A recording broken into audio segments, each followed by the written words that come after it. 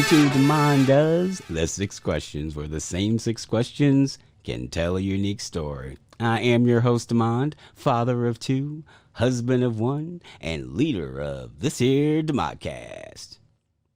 My next guest is a lifelong martial artist, former bodyguard, and current rescue operations specialist. I have been asked to introduce him as Dennis the Demon or Delicious Dennis. Ladies and gentlemen, give it up for Dennis Gugin.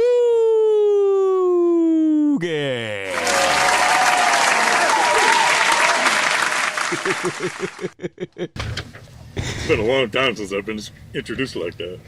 Well, doggone it, we need to figure out ways to have that more often if you're up for it. How are you doing? Ooh, getting there. Trying to make a day of it. Fair enough. Well, thank you for taking time to talk to a perfect stranger. Although we've crossed paths quite a few times thanks to Letterkenny. Yeah, that's the thing. It's like, we've been in each other's orbit for a couple of years now, but we've never really had the opportunity to speak one-on-one. I had some things go on over the last year, and then I was like, I need to talk to... I haven't talked to Dennis yet. Before we get into the 6 questions, where would you like to be found on the internet? I don't want to be found. Leave me alone. What do you want from me?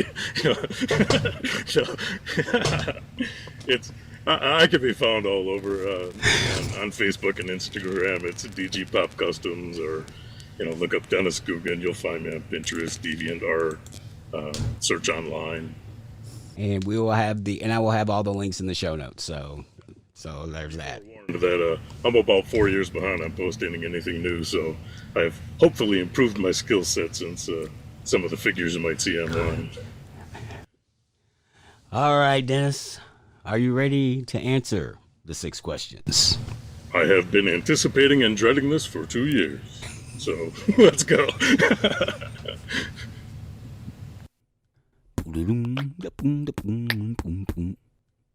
Question number 1.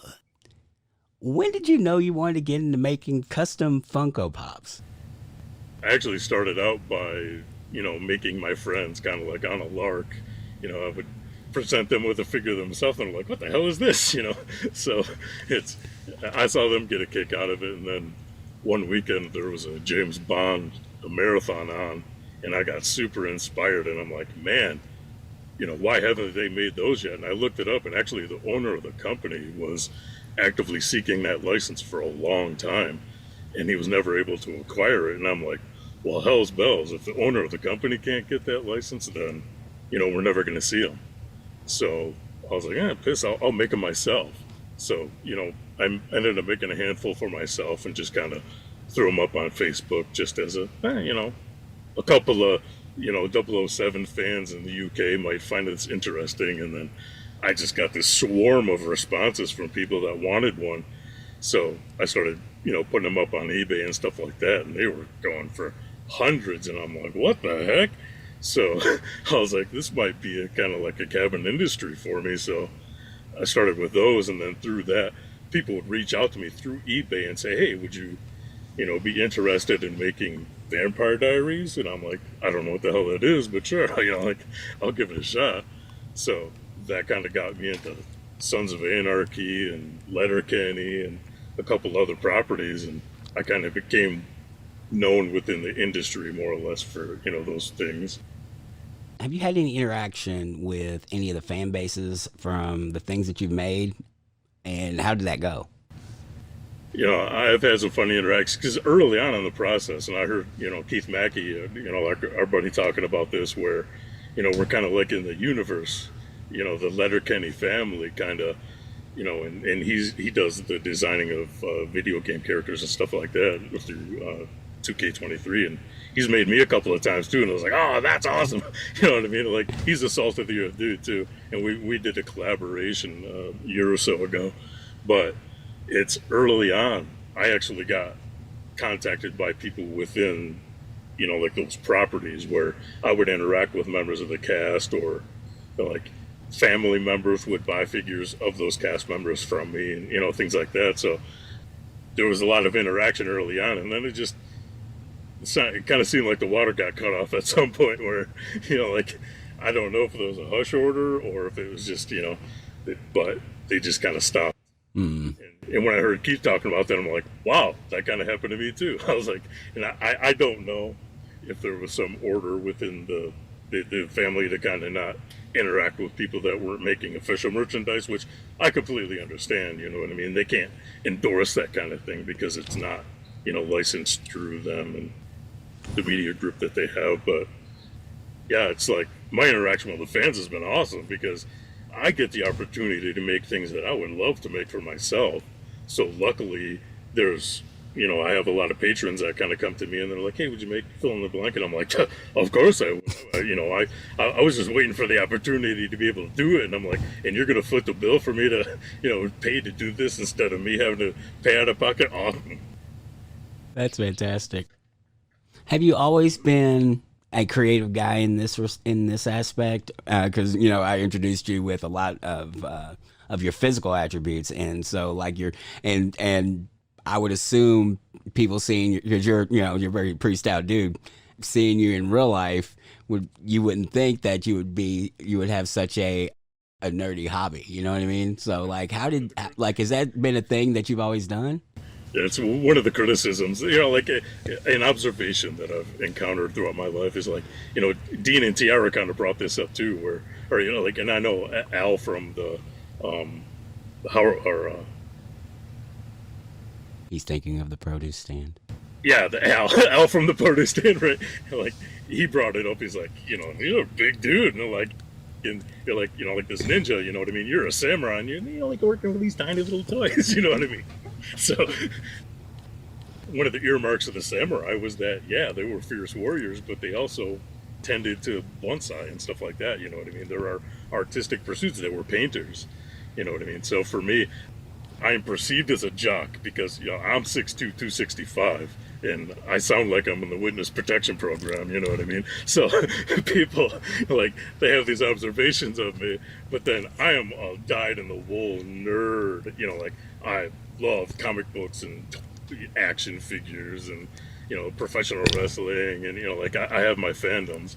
So, yeah, it's a funny thing that people that look at me, they wouldn't necessarily draw those conclusions, but then when they find out more about me, they're like, oh, wow, that's, I don't know whether to be impressed or, like, scared. That's pretty cool. It's one of those things, like Keith was saying, it's not like, I am an artist, seems awfully pretentious and stuff like that. So, yeah, I'm not so impressed by that. Like, I do artistic things, yes, and I've developed a skill set that other people find aesthetically pleasing in these things, so I appreciate it for what it is, but I don't take a lot of ownership of it.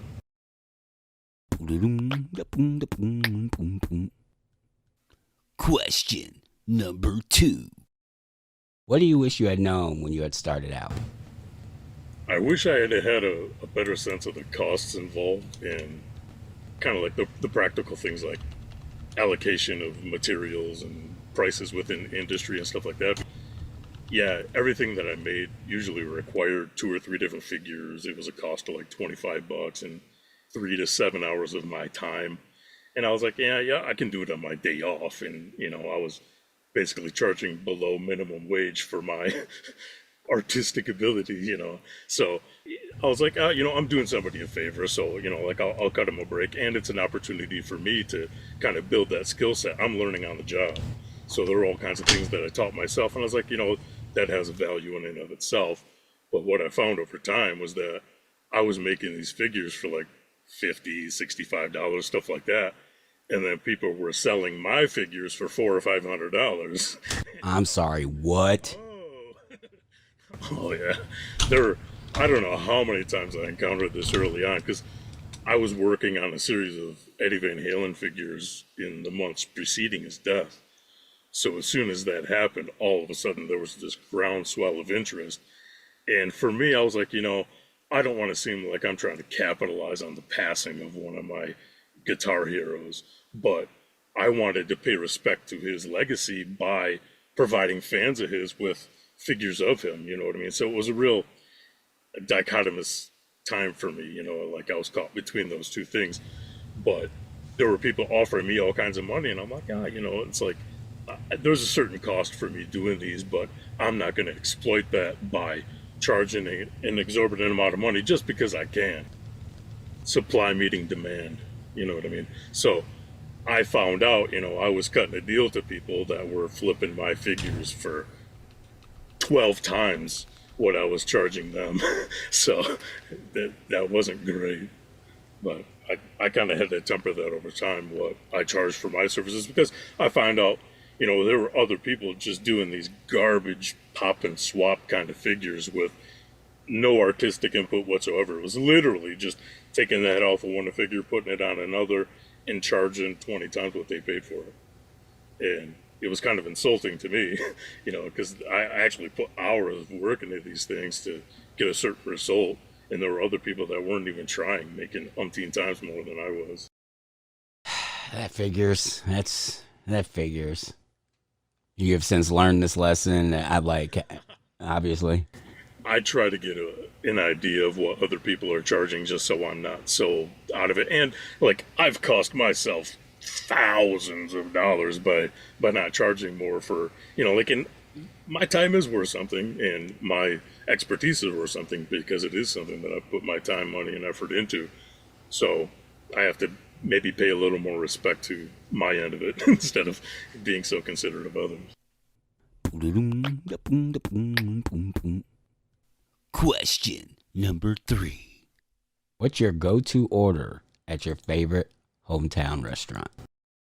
Because martial arts has provided me the opportunity to kind of travel the country, my go-tos are always the burger, the Reuben, the Philly, those kinds of things. But in my hometown, Frederick, Michigan, it's a very small village in northern Michigan, a population of about 1,000 people.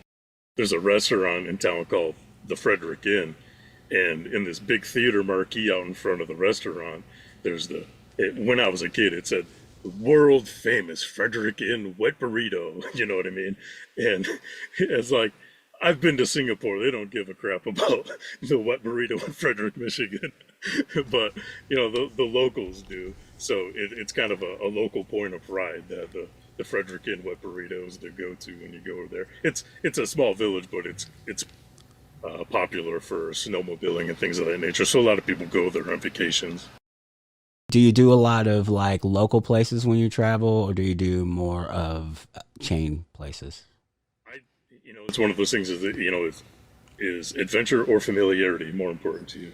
You know what I mean? So for me, I always ask around to the locals, and they'll have a better sense of, the places to visit and the things to eat and things of those nature. So I'll consult locals and say, what's this place known for? And then on my, future travels, I can either suggest the same place or no, well, that one wasn't for me, but the next time I'm in town, I'll try something else.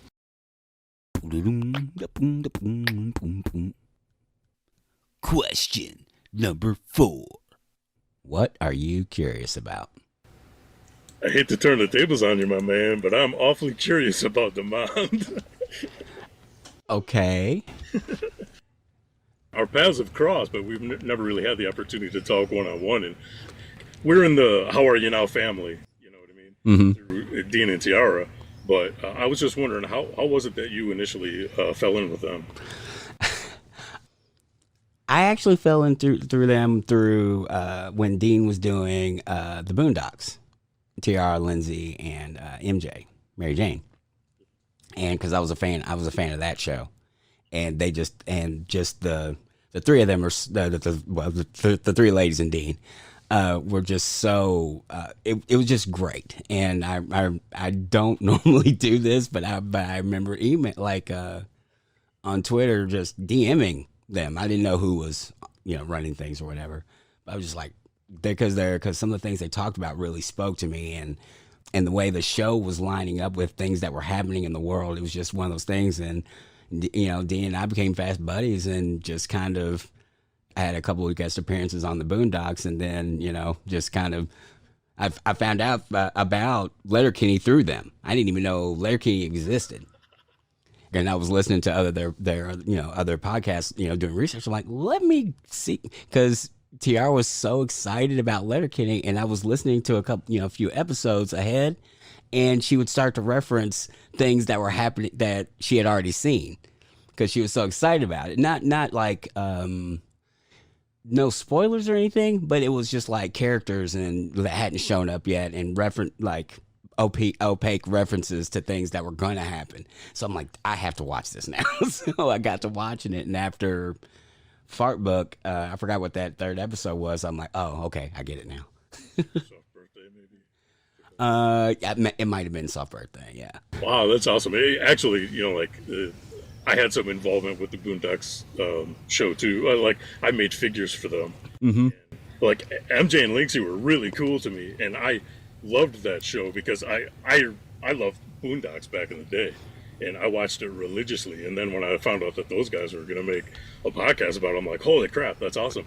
Because for me, like you said, they were making very poignant current issue correlations between what's going on now and issues that were addressed in the show. Because for me, and I'm not sure if you noticed, I'm not a person of color, so that was a window into a world that I was never going to truly get to know.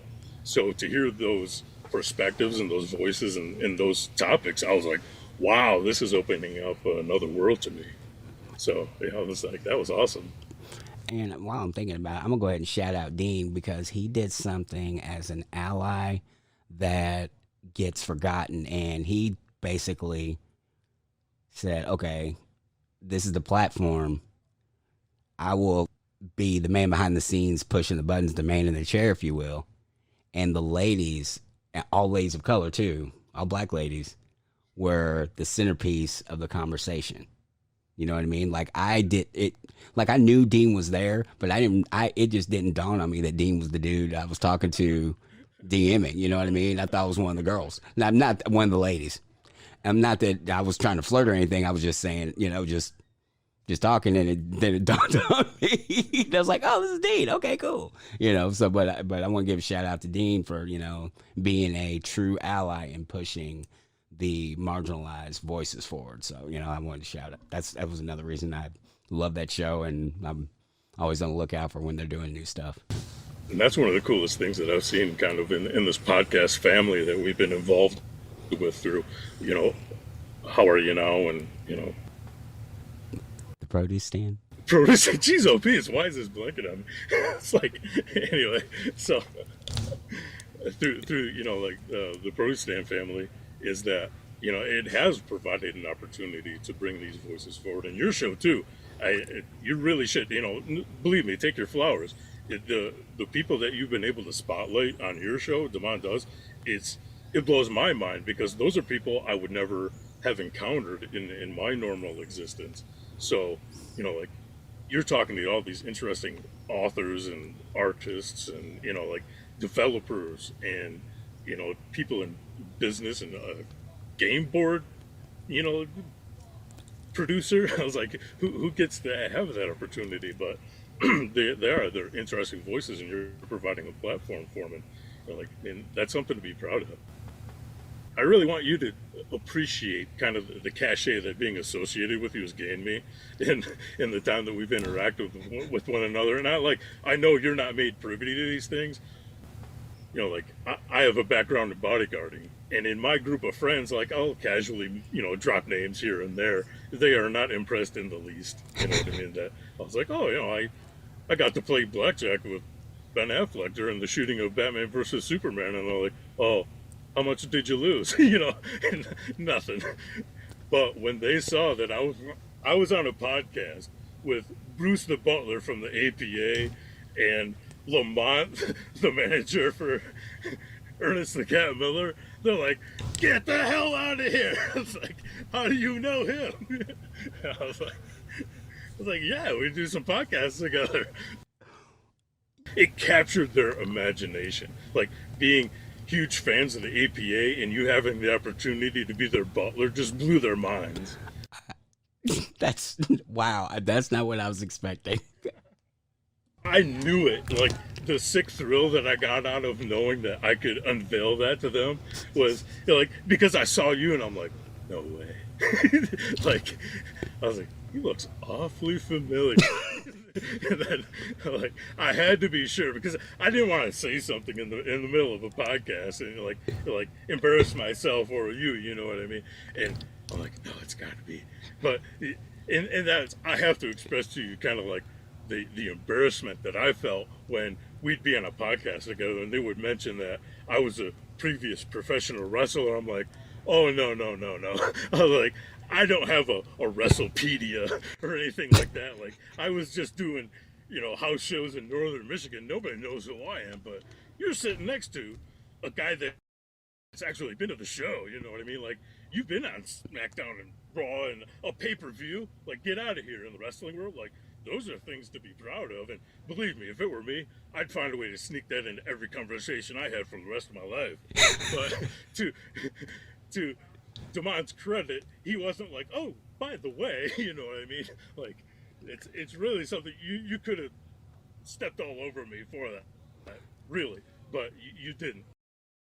I tell people all the times, like, dude, I was in the WWE. They used up 12 of my 15 minutes of fame.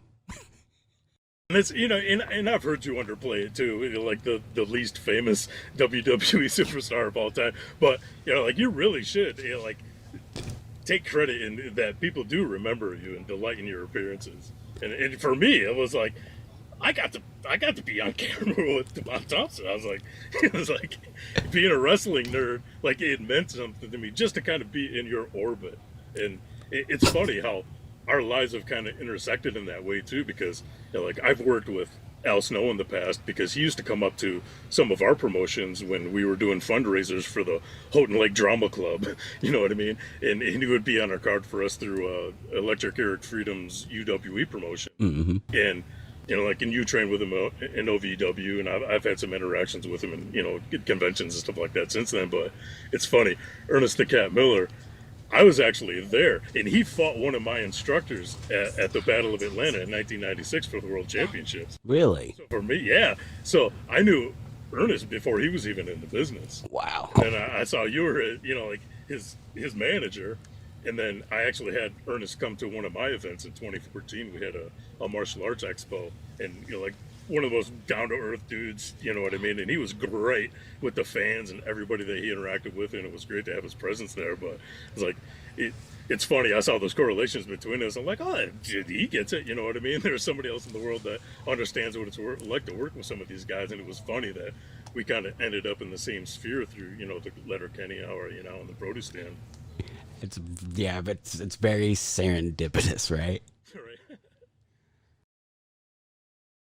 It warrants mentioning. You are one of the most prolific content creators I've encountered. Really? I really through like Damon does Disputed. I felt like such a jerk by missing out on that because I have a background in martial arts and a complete pop culture nerd, but I'm not like. I don't delight in debating others. Like I don't like being a contentious personality. I don't like calling people out on things, but like you doing the Letterkenny read-throughs and the poetry corner. Don't get me started. Like I have a divot in my forehead from slapping myself, hearing like just how well crafted those things are. Like haikus are so difficult to do in and of themselves, just as a premise, but having flowing subject matter, a joke premise, and a well-crafted payoff are insanely difficult to nail. And it's something you do with, like relative ease. And like any artistic pursuit, I mean, like you don't see the hours of preparation that go into it. You see the final result. But for you, I'm just like, and yeah, it's like, yeah, that's just something I do. But, really take your flowers. I mean, you have some real gems there. And they're a welcome sight on my Instagram and TikTok feed. And for those of you listening, check these out. You know what I mean? Like search, subscribe. You know what I mean? Like you're really missing out on something by not seeing these things.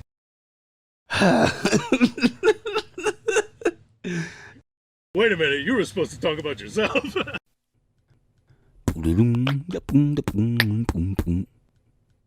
Question number 5.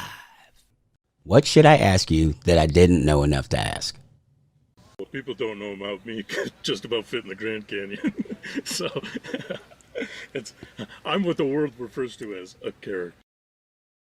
I've been surrounded by people that spend so much of their lives saying, like, or thinking why not to do something, and I've always been a why not.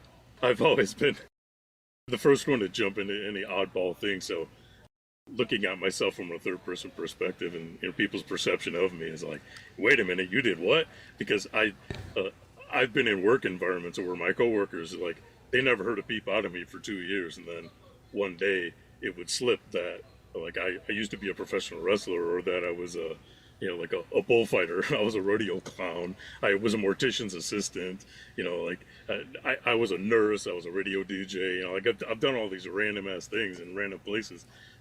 But one of the stories that people tend to glom onto is that I wrestled a bear in a parking lot of a flea market in 1997. Wow. Why did you do that? In sports martial arts, it's broken up into different divisions. And at the time, like, I was 18 and I was trying to put together a competition team. And one of the things that you can do in martial arts is called a dorm storm. It's where you kind of come in with 3 just knock around guys and win every division, and then fight each other for grand champion at the end of a tournament. So I was looking for the best lightweight, middleweight, and female that I could find to kind of put together a competition team, so we could cover every division and then take home, the title or the grand championship. So I found a guy named Matt Keller. He was like 5'6" and a $140, smaller guy. He was a lightweight. And a guy named Steve Straub, who was a middleweight. He was about 5'9" and 170. And I was 6'2", 265 at the time. And we were just running roughshod over people in those divisions. And I thought, well, if we kind of join forces, we can roll into these tournaments and intimidate people, you know what I mean? So we were kind of hanging out after a tournament. And this was April 19th of 1997. I only know that because there are newspaper articles about what transpired during the course of this day. All right. So we were just walking around the floor, and there was this dude in the corner. He had this thing where, like, little kids were taking pictures with these bears. And we're like, what the hell is that all about? So we kind of struck up a conversation with him, and he goes, my bear's kind of bored. Would you guys be interested in wrestling him?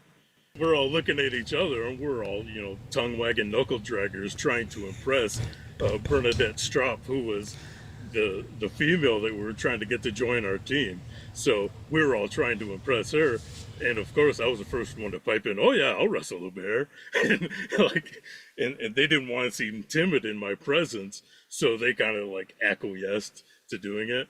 So we went out into the parking lot with this 6'6", 540-pound black bear, and because he wanted to kind of rile him up. He was kind of boring in the pictures, and the guy that was running the show, he introduced himself as Sam. He worked for a thing called World Animal Studios, and he had an assistant named Pierre, who kind of looked like the mustache guy from the Mythbusters, and like, he was out there. And he had a riding crop like Sergeant Slaughter that he would use to kind of, poke the bear. Like, he'd tap him on the nose with this riding crop, and he had him on a leash.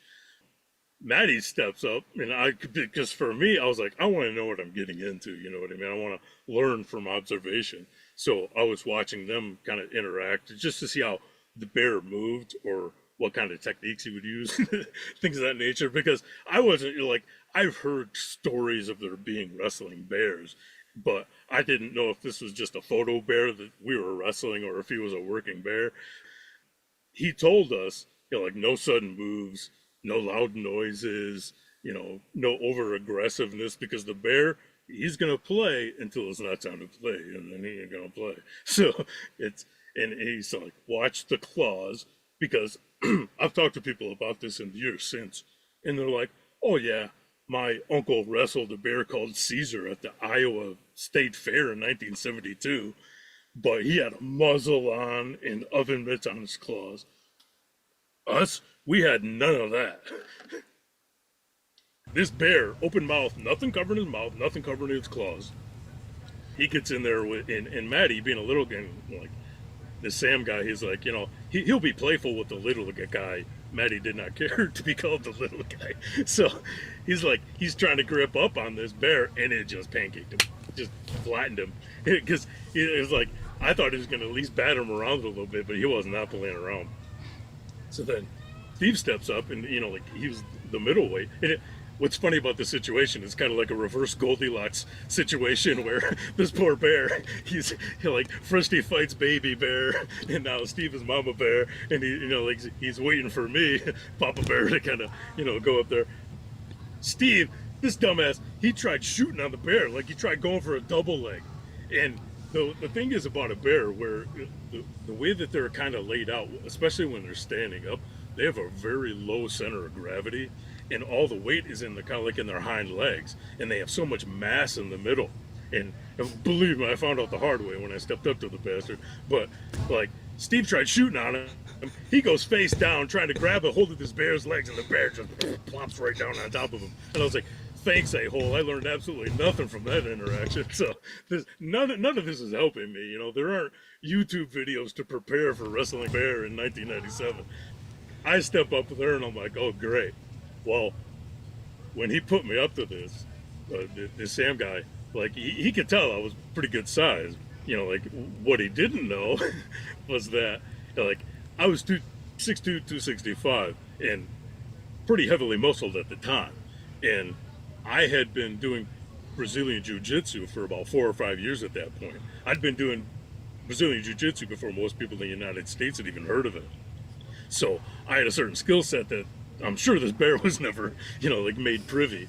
And I had a brother who was 5'10" and 750 pounds. So I was used to throwing weight around, because I wrestled him a lot. And I'm like, this really isn't that much different, right? So I try locking up with this bear, and I'm going for a collar elbow tie-up. Doesn't really work with a bear, right? So its neck is like 25, 30 inches, and it's all muscle.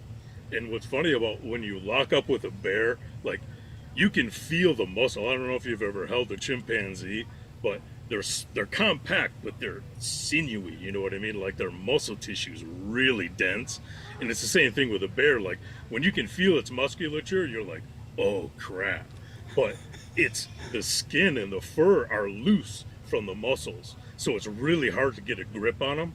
And like, I didn't want to pull on his fur because, again, over aggressiveness is not gonna play in my favor. So I tried getting up around its neck, enormous. I'm like, I have no leverage there, so I'm trying to overhook and underhook him, try to get him by what was there for the elbows, because they don't really have like long limbs, but they do have elbow joints, and I'm trying to like hook him at the elbow a little bit and trying to jostle him, and I'm going push, pull, left, right, like very basic grappling stuff to kind of see how the bear would respond to it. Did he retreat when I pushed? Did he retreat when I pulled? What were his reactions going to be to the stimuli being jostled around? I'm pushing and pulling on this thing, and I noticed, like, anytime that I tried to tilt him one way or the other, he would there was force there.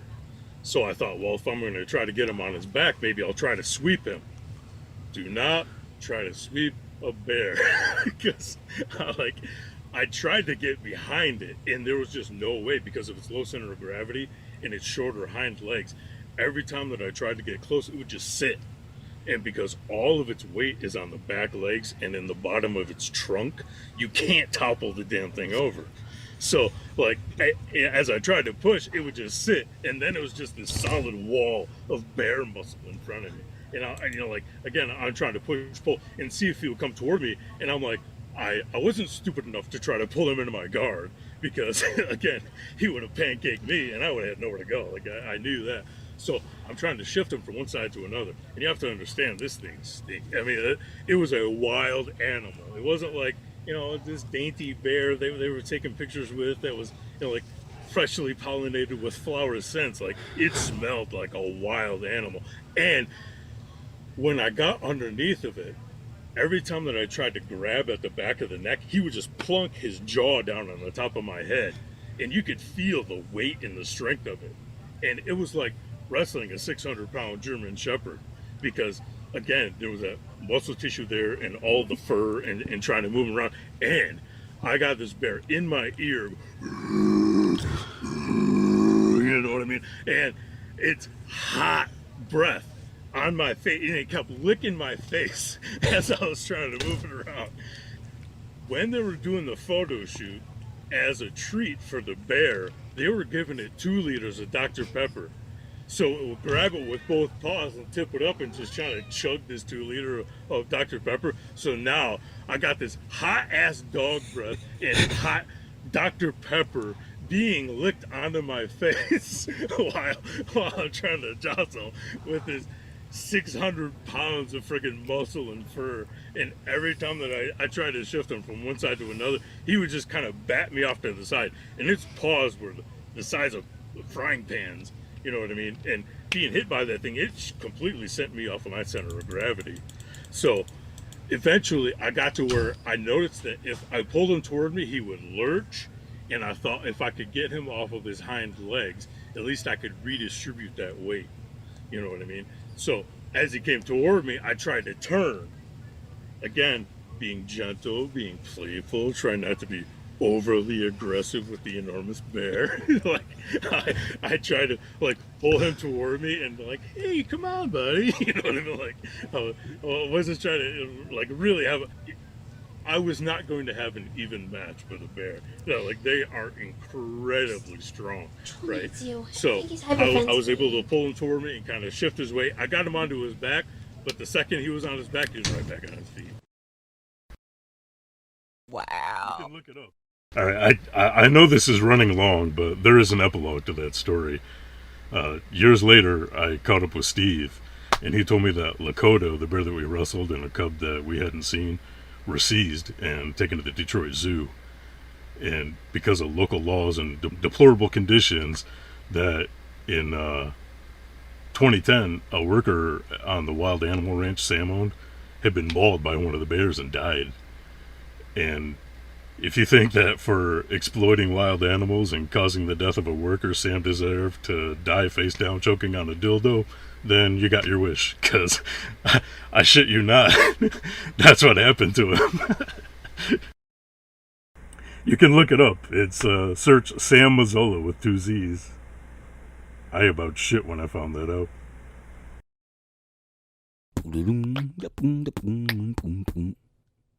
Question number 6. If you could create a new holiday, what would it commemorate? I like the idea of a check-in day because, you know, like you remember how much more patriotic and friendly everyone was after 9/11. You know, when there's a shared tragedy, you kind of appreciate the people in your life a little more. And I like the idea where you spend the preceding year jotting down a list of 10 old friends or people who influenced you, or, you know, to reach out and catch up with somebody that was in your social studies class in 7th grade, you know what I mean, that kind of thing. And thank them for the impact that they had on your life. Because, you know, if you check them off earlier in the year, great, but make sure you check off that list on check-in day, because everyone's had times where they wish someone had reached out. And believe me, you know, I know I'm a hypocrite, but I like the idea of it. The unfortunate flip side is sitting there all day and no calls, but guess what? That means you should have been on that phone, not waiting beside it. Mm-hmm. That's a proactive holiday. I like that one. What day or what time of year do you think would be best to do that? I think you know, September 12th would be appropriate, you know what I mean? To the Americans. No, it's usually a broad thank you for everything, and maybe for the family and friends that are like, that's a proactive holiday. I like that one. I mean, that's what Thanksgiving's for, really, but nobody actually does it. Any parting last words? Maybe, that's probably not the best way to put it. Any parting words for our listeners? Full disclosure to those of you listening, I was on the verge of a panic attack when starting, because I've never been crazy about talking about myself, because at every turn in my existence, when there was an accomplishment for which I should have been proud, there was some toddler cocked, self-loathing, insecure shitbag there to take me down a notch for accomplishing something they wouldn't have the temerity to endeavor. So I have an existential dread about extolling my virtues, but Demond created a safe space for me, so if you have any qualms whatsoever about being a guest, you'll be in good hands. I'd like to extend a thank you to you, Demond, and Dean, Tiara, and the extended How Are You Now family, Al, Tanya, Matt, and Victor, along with the menagerie of the Produce Stand listeners and contributors, and the Letterkenny fandom for welcoming me in. There was a period of time that I felt very adrift in the universe, and you all, including me, helped me feel tethered to humanity in a way I thought I'd lost. If you're someone that's checked out my figures or bought one for yourself or others, thank you. If you're a future collaborator, I can't wait to work with you. And if you couldn't care less who I am, I appreciate you enduring my chat with our friend Amand. Thank you very much, Dennis. I appreciate you. Thank you very much. Again, thank you once again for joining us, whether it's your first time or this time for the 6 questions. If you like the show, tell the world. Please jump on your podcast app and leave a 5-star review and tell your friends. That's the best way to grow the show, and more can join the conversation.